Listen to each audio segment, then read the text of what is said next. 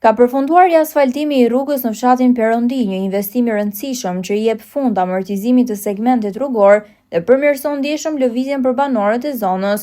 Ky projekt i realizuar nga Bashkia Kuçov vjen si përgjigje ndaj kërkesave të komunitetit dhe si një premtim i mbajtur nga drejtuesit e institucionit dhe kryebashkiaku Kreshnik Hajdari.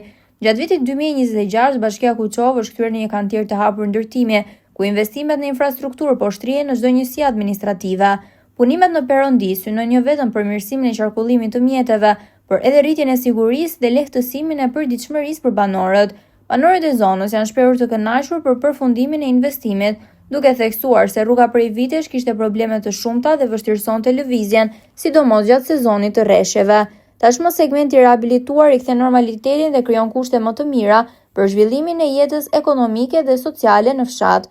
Punët kanë nisur dhe nuk është më koha për fjalë, është mesazhi që përcillet nga drejtuesit vendor, ndërsa bëhet e ditur se projektet infrastrukturore do të vijojnë dhe në zona të tjera të bashkisë.